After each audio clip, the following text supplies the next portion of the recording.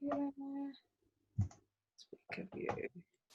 All right. Oh, well, welcome everyone. This is the fourth in the series on CapVol Volume 3, and looks to be an interesting one. So over to you, Andy. Okay, welcome everybody. This will be a slightly tricky, wild ride, I think, and that's why I've selected the picture that I have, but also known as the charlatan. And we'll actually have a slightly closer look at this picture, but it's a standard magic trick going on. Find where the ball is, under which cone, under which cup does the ball sit. And the reason I'm using this is because there's quite a lot of trickery involved in what we're going to come to. Right, so what is it we're looking at? It's part 2 of volume 3.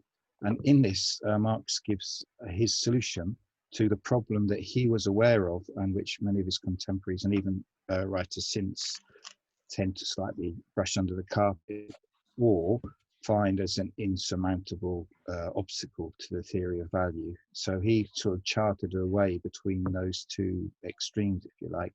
He didn't wish the problem away, but it is a real problem which he gave a solution to. And I mean, I fundamentally support his solution, but I do also have some points to make about it. I think it is incomplete, and I think more work needed to be done after Marx passed away to complete his work. I don't think Marx is a charlatan, by the way, but he was a bit of a conjurer, actually. I mean, he was a bit mischievous in this. He was laying a few traps, if you like, for readers of Volume 1 in terms of what he expected to come later in later Volume 3 about his own theory of value and a rather simplistic interpretation of it. So what you get in Volume 3 is a more mature and developed version of his initial theory of value. So this is what I'm going to cover. We're in the fourth lecture, and what I'm going to look at is the general rate of profit as developed by Marx. It's really his theory of the formation of the general rate of profit, and we'll proceed by reviewing the last session. I will walk through, might be slightly overstating it. I'll give an indication of Marx's solution, and then I do want to come in with my interpretation, at least introduce it, and I'm going to contrast that interpretation with some two other approaches before pointing out where I think the discussion can go next. There's such a huge literature on this that I'm not going to deal with all the other approaches to or interpretations of the transformation problem. I'm just going to pick out two because it suits my purpose to highlight certain points. Here's that picture again. All right. It may not first sight appear to you. I think our attention is drawn to the magician with the ball in his hand, but with a little bit more time, our eyes are drawn to the left of the picture, and you can see something else is going on, which is while he's looking up at the sky, there's a man at the back there. Looks like he's nicking the purse of the older lady who's watching the trick. And even then, that's not the end of the story. Actually, in this particular painting had 7 versions, and in some of the earlier versions, it's clearer that there's actually a frog coming out of the lady's mouth. So there's all kinds of levels of deception going on here. And I think that is quite a good simile for the transformation of surplus value to profit. There are actually more things going on than immediately meets the eye. It's kind of like a riddle wrapped in an enigma, etc. Okay, so we'll try to unravel them. Right. Really what we're talking about, and what Marx gave us a lot of clues and basically set us on the right path, I think, to working out the great profit trick, and how basically capitalism hides its own deceit in the form of appearance of internal relations in the exterior. So I just want to kick off by summarizing last time.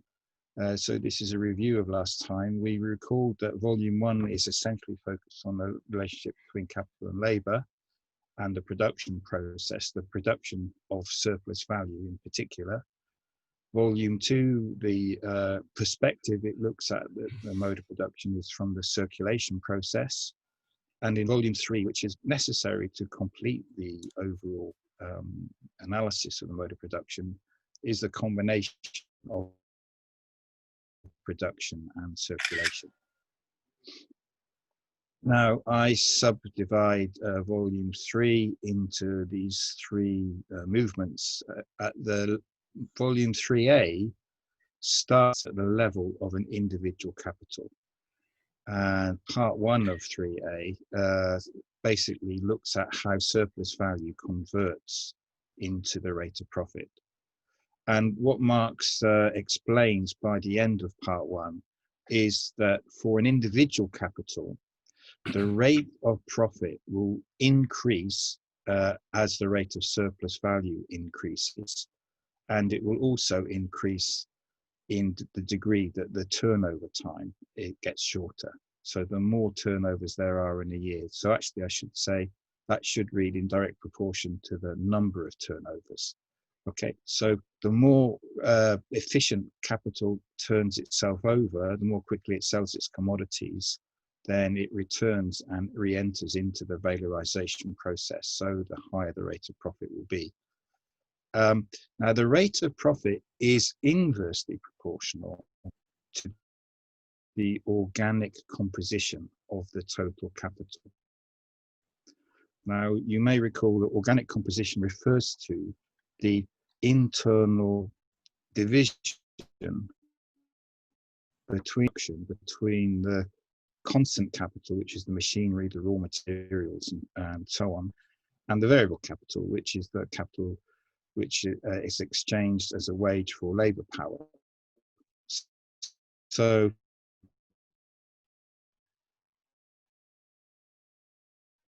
as the organic composition of capital increases, so fewer laborers proportionately are thrown into production, and therefore less surplus value is being produced. That's why the rate of profit will tend to decline as the organic composition of capital increases, Marx explains, at the level of the individual capital. And at this level of abstraction, there is a change of form, and that is to say surplus value becomes profit. Surplus value becomes profit when the commodities are sold and there's money coming back to the capitalist. And what Marx is really explaining is the two different ratios, which is the rate of surplus value, which typically he will put at 100%, and the rate of profit, which typically he'll have at about 20, 25, 40%, that sort of percentage. Because the one is the surplus value over the variable capital, that's the rate of surplus value. But the second one is the rate of profit is the surplus value which becomes profit over the total capital advance.